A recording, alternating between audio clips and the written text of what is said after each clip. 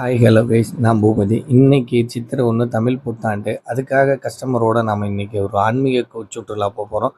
But ending வந்து வேறு இடங்களில் முடிய போகுது. இது வரைக்கும் நம்ம சேனலை ஃபாலோ பண்ணாதவங்க சப்ஸ்கிரைப் பண்ணாமல் பண்ணிக்க. காலையில் 6:30 மணி கஸ்டமரை நாம் பிக்கப் பண்ணிவிட்டு நேராக கோயம்புத்தூர் டுவர்ட்ஸ் கிளம்பிட்டோம். போகிற வழியில் பவானி தாண்டி சித்தோடில் இருக்கிற அதிதி ரெஸ்டாரண்ட்டில் தான் நம்ம எப்போவுமே ஒரு சின்ன யூஷுவல் நல்ல coffee and snacks, bonda and பிஸ்கெட்டை சாப்பிட்டுட்டு அங்கேருந்து நம்ம கிளம்பிட்டு, இதுதான் நம்ம வந்த கார். இந்த காரை பற்றி சொல்லணும்னு வச்சுக்கோங்களேன். Ford 1.2 litre diesel variant. சின்னதாக ஒரு ஃபேமிலி 5 பேர் கம்ஃபர்டபுளாக சூப்பராக ஏசி வசதியோடு போகணுன்னா அந்த காலத்தில் 2012-13 வந்த வண்டி. ரொம்பவே சூப்பராக மெயின்டைன் பண்ணியிருப்பாரு. ஆமாம் கைஸ், நம்ம கரெக்டாக நம்ம வந்து சேர்ந்துட்டோம். வந்து சேர்ந்த இடம் வந்து ஃபஸ்ட்டு மருதமலை முருகன் கோயிலுக்கு வந்தோம். செம்ம கூட்டம். ஸோ அதுக்கு முடிச்சுட்டு திடீர்னு நாம் காரமடை வழியாக நாம் பண்ணாரியம்மன் போகிறோம். அதனால் காரமடையில் இருக்கிற அரங்கநாதர் பெருமாளையை தரிசனம் பண்ண வேண்டியது இருந்தது. கஸ்டமர் நான் ஃபஸ்ட் டைம் போகிறாங்க, நானும் ஃபஸ்ட் டைம் உள்ளே போகிறேன். இதுதான் கோயிலோட என்ட்ரன்ஸ். ரொம்பவே அழகாக ரம்மியமாக சூப்பராக இருந்தது. கோவிலில் கூட்டமாகவும் கொஞ்சம் இருந்தது.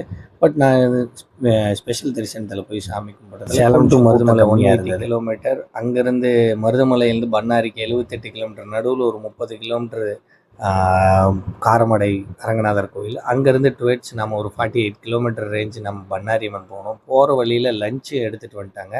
மார்னிங் டிஃபனும் எடுத்துகிட்டு வந்துட்டாங்க. கார்லேயே உட்காந்து சாப்பிட்டோம். இட்லி, தோசை, அப்புறம் மத்தியானம் சாப்பாடு, சாம்பார், ரசம், தயிர், மோர்னு எல்லாத்தையும் எடுத்துகிட்டு வந்துருந்தாங்க. வாழைத்தோப்பில் சூப்பராக வந்து காரமடையிலேருந்து பண்ணாரி போகிற வழியில் உங்களுக்கு சிறுமுகை வரும். சிறுமுகையில் உங்களுக்கு வாழைப்பழம் எல்லாம் அங்கே விளையிறதுனால ரொம்ப கம்மி. செவ்வாழைப்பழமே கிலோ 50 ரூபா தான். நேந்திரம் பழம் 3 கிலோ 100 ரூபா. பிடிச்சிருந்தா வாங்க. நம்ம இப்போ பண்ணாரியம்மன் கோயிலுக்கு வந்துட்டோம். உள்ள கூட்டம் பயங்கரமாக இருந்தது. அதனால் நான் போக முடியல. வெளியிலேயே அம்மனை பார்த்து தரிசனம் பண்ணிட்டேன். உங்களுக்கு தெரியாததுமா எனக்கு திடீர்னு ஒரு ரிசல்யூஷன் தோணுச்சு. அங்கே உட்காந்துட்டு இருந்தப்போ அது எனக்கு தோணுச்சு. என்னங்கிறத நடந்ததும் சொல்கிறேன். இப்போதைக்கு நான் சொல்லலை.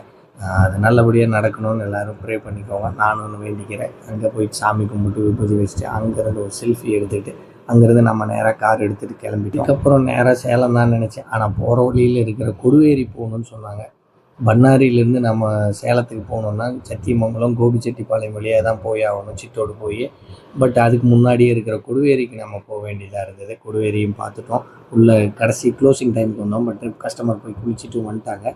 பட் அவங்க போனப்போ தண்ணி நல்லாவே இருந்தது. எல்லோரும் நல்லபடியாக குளிச்சுட்டு சூப்பராக இருந்தது. ஹெவி க்ரௌடு தாங்க முடியல. பட் கஸ்டமர் எல்லாம் குடிச்சாச்சு. ஓகே தான். அடுத்தது நாம் சேலம் தான் போக போகிறோம். போகிற வழியில் ஒரு நல்ல காஃபி பார் எனக்கு தெரியும். அந்த இடத்துல பேக்கரியில் ஒரு காஃபியும் ஸ்நாக்ஸும் சாப்பிட போகிறோம். என்னங்கிறது பாருங்கள். கொடுவேரி டு சேலம் கிட்டத்தட்ட 100-120 கிலோமீட்டர் வரும். ஸோ கார் பார்க்கிங் அங்கேயே இருக்குது. பட் இல்லாதவங்க கொஞ்சம் சைடில் தான் போய் நிப்பாட்டணும், ரோடு மேலே. அடுத்தது வந்து வந்த இடம் தான் செந்தூர் பேக்கரி. இங்கே தான் நான் சொல்லியிருந்தேன்ல முன்னாடியே வீடியோவில்.